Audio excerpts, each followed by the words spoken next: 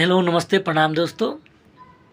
रउआ सबन के बीच में हम फिर से एगो गाना लेके आइल बनी जौन जौन की बा ई भाई भाई के संबंध में से गाना बा। एगो भाई के बहुत मजबूरी पड़ जाता दूसरा भाई के लगे हाथ पसारे जाता, तो देखी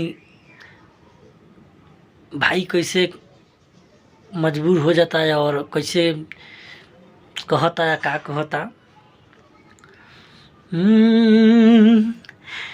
भाई होला उहे जे विपतिया के बाटे, भाई होला उहे जे विपतिया के बाटे, मित होला उहे जे अफतियों में आटे, मित होला उहे जे अफतियों में आटे, भाई होला उहे जे विपतिया के बाटे, भाई होला उहे जे विपतिया के बाटे। देखी भैया ये बात सच्चाई बा कि दुनिया में जे भी बा वो अपना औलाद से यानी बेटा से बेटी से बहुत प्रेम करला, बहुत प्यार करेला। तो कवि के यह कहनाम बा कि जे अपना बेटा के अगर केहू ठोन देवे न तो अंदर से ऐसन उबाल आवेला कि हम ओकरा के सामने वाला जे हमारा लड़का के कुछ कैले बा ओकरा के हम कुछ कर दी। ये तौर तरीका के आवेला। रउआ सबन भी जरूर सोचम ये तौर तरीका के आवेला कि ना आवेला, ये सच्चाई बात बा।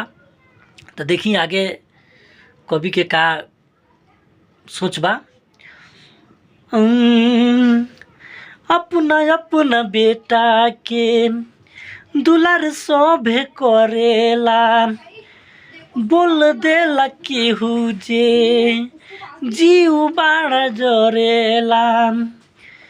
हो अपना अपना बेटा के दुलार सभे करेला, बोल देला केहू जे जीव बाड़ा जरेला। माई होली उहे जे गलतिया पर डांटे, भाई होला उहे जे अफतिया में बाटे, भाई होला उहे जे विपतिया के बाटे। देखी ई सही बात बा। एक कलयुग में एक दूसरे के हेल्प करे वाला केहू नहीं खे, ई सच्चाई बा। है जान हम छुछे खाता नहीं या हो जान केहू दूध रोटी दही खाता, उ ई चीज़ नहीं के पूछत जे लो भैया ही में से खा लो, ई सच्चाई बात बा। तो यह कवि के भाव बा।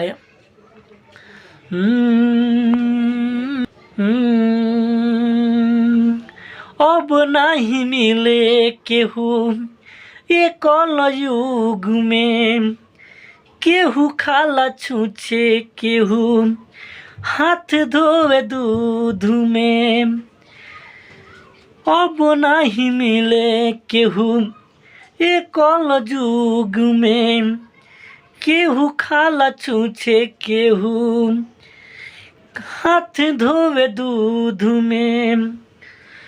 भूषण राजा केहू ऐसन न बाटे, भाई होला उहे जे विपतिया के बाटे, भाई होला उहे जे विपतिया के बाटे।